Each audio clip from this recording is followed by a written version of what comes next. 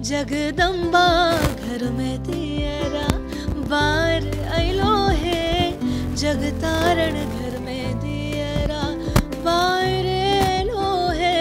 हे पहुना ये मिथिले में रहूना, ए पहुना ये मिथिले में रहूना।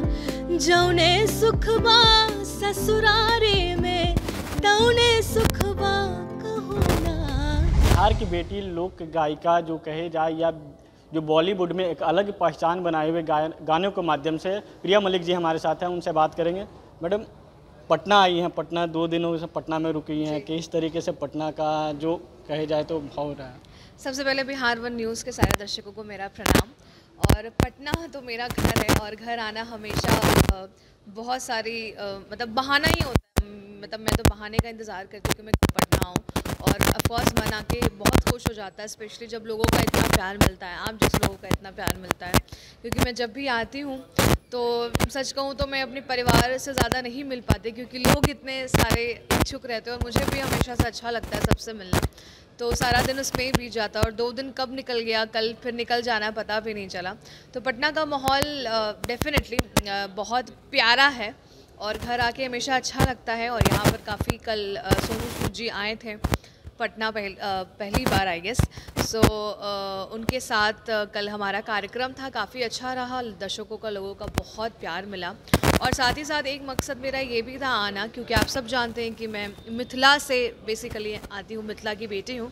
और मुंबई में अभी बॉलीवुड में लगातार बड़े बड़े म्यूज़िक डायरेक्टर्स के साथ काम कर रही हूँ, बट फिर भी मुझे अपने माटी की संगीत से बहुत ज़्यादा प्यार है। मैं भक्ति भाव से जुड़ी हूँ, हमेशा से कृष्ण से जुड़ी हूँ। तो मुझे है कि मेरा एक बॉलीवुड तो है ही, पर मुझे अपने बिहारी फोक, अपने मैथिली फोक को पूरे देश और दुनिया में लेके जाना है। और उसकी शुरुआत मेरे सबसे वायरल गाने जो आज नगरिया उससे हुई थी, और उसके सक्सेस के बाद लोगों की स्पेशली मिथिलांचल और मतलब पूरी दुनिया भर में जहाँ जहाँ मैथिली के लोग हैं, बिहारी लोग हैं, उनकी एक्सपेक्टेशन बहुत ज़्यादा हाई हो गई कि मैं इसी तरीके से जो मेरा एक साउंड है अलग, थोड़ा अर्बन, ताकि आज के बेसिकली जो मेरा मकसद है वो ये है कि हम युवा पीढ़ी कहीं ना कहीं ट्रेंड को फॉलो करने के चक्कर में अपने ट्रेडिशन को भूल जाते हैं, अपने रूट्स को भूल गए हैं। तो मैंने सोचा कि ठीक है, अगर वो ट्रेंड पसंद करते हैं तो मैं ट्रेंड और ट्रेडिशन को मिक्स कर देती हूँ, ताकि उनको कूल भी लगे और मतलब स्वैग भी हो और संस्कार भी जुड़ा हो, बेसिकली स्वैग और संस्कार का मिलन। तो इससे शुरुआत हुई और फिर लोग इंतज़ार कर रहे थे कि मैं और क्या एक्सपेरिमेंट करती हूँ। तो एक गाना है, आई थिंक आप सब बचपन से सुनते आ रहे होंगे, और हमारा बचपन उस गाने को सुनते हुए हम बड़े हुए हैं, क्योंकि स्पेशली नवरात्रि अभी आ ही रहा है और उसमें हम सब ये भजन गाते हैं जिसका नाम है जगदम्बा घर में दियरा बाहर एलो है। तो अभी 2 दिन पहले इस गाने को मैंने रिलीज़ किया और देखिए पटना सौभाग्य से आना ही हो गया, एक बहाना था। 2 दिन पहले इस गाने का रिलीज हुआ और फिर पटना आई, इस तरीके से जो कि नवरात्रा भी पास ही में है। आई इस गाने को हमारे दर्शकों को भी इस गाने के माध्यम से कुछ बताइए।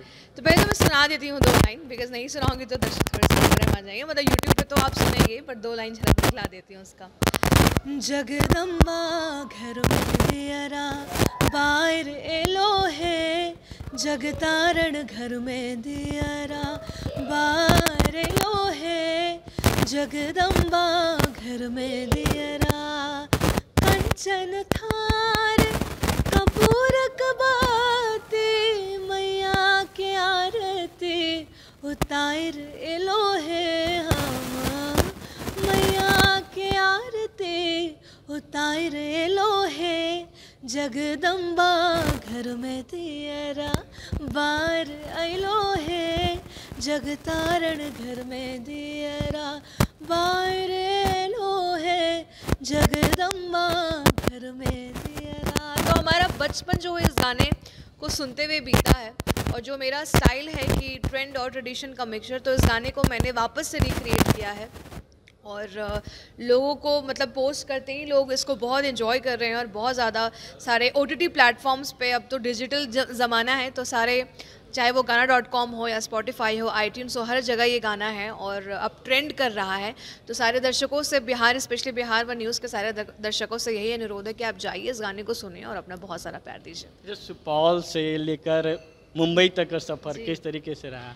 वेल सफ़र जो है वो आसान डेफिनेटली नहीं था। बहुत सारे कहूँ तो मसालेदार सफ़र था, कठिन था, और बट अच्छा लगा। मतलब अच्छा सफ़र तो ये देखिए, सक्सेस जो है इट्स लाइक अ जर्नी, वो कभी नेवर एंडिंग जर्नी, कभी ख़त्म नहीं होता। बट हाँ, सुपौल से पटना में ही रहना हुआ, और फिर यहाँ से मुंबई, और फिर मुंबई में जाकर अपने आप को सेट करना, इस्टेब्लिश करना इंडस्ट्री में, ये कठिन नहीं है और किसी के लिए भी कठिन नहीं होता। बट मुझे लगता है कि ये मेरे ऑडियंस का प्यार है, आप सभी का प्यार है, जो आप सब मेरी ताकत हो। मैं हमेशा कहती हूँ कि जो मेरी जनता है वो मेरी ताकत है।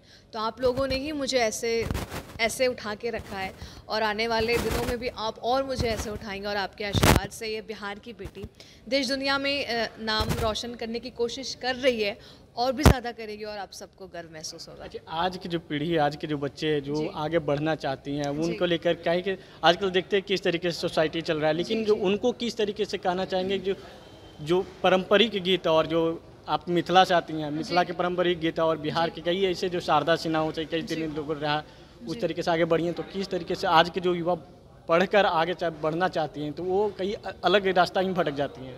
नहीं, मतलब वही इसी भटकाव को जोड़ने के लिए आई थिंक मेरे जैसे बहुत सारे यंग फोक आर्टिस्ट हैं जो कि अपने फोक गानों पर बहुत ज़्यादा काम कर रहे हैं। बहुत सारे ऐसे आर्टिस्ट हैं जो अपनी गायकी से फोक पर काम कर रहे हैं। तो मैं सौभाग्यशाली समझती हूँ कि मुझे वो आवाज़ सरस्वती माता ने दी, तो I am working a lot, और मैं आई थिंक सब ने इनिशिएटिव ली है, और इसकी जब संख्या बढ़ जाएगी ना, तो देखिए अभी मिथिला नगरिया बहुत पुराना फोक है, बट अब अगर आप सुनेंगे जाके तो मतलब बड़े बुजुर्ग को तो पसंद आएगा ही, क्योंकि वो सुनते आए हैं। बट आज के जो यंगस्टर्स हैं जिनको पता भी नहीं था कि अच्छा ये भी गाना है, तो वो इस गाने को बिल्कुल बॉलीवुड गाने के जैसे वो डांस करते हैं, इतना रील्स बनाते हैं, सबने मुझे इंस्टाग्राम हो हर जगह मुझे टैग करते हैं। अभी ये जगदम्बा निकला है, ये भी लोग एंजॉय कर रहे हैं। तो मैंने वही बोला कि जहाँ अगर आपको, क्योंकि ऐसा लगता है ना कि भजन हम लोग, क्योंकि हम उस बचपन से उस माहौल में रहे हैं, हमारी गुरु शिष्य परंपरा से हमने प्रॉपर सीखा है, तो एक जुड़ाव था हमेशा अलग से। क्योंकि हमारा बचपन से जो वेकेशंस होते थे, मतलब समर वेकेशन, तो वो हमारा गांव होता था। हमारे मम्मी पापा हमें वेकेशंस में गांव लेके जाते थे। हम कोई आउट स्टेशन नहीं जाते थे, कश्मीर मनाली नहीं, हम गाँव जाते थे। हमारा गाँव ही हमारा कश्मीर मनाली होता था। और हमारी ज्वालामुखी जो है वो हमारी देवी हैं, तो पूजा होना एक एक प्रथा चली आ रही थी। तो सबके फैमिली का अलग अलग सिचुएशन होता है, और ऐसा नहीं है कि यूथ नहीं जाते हैं।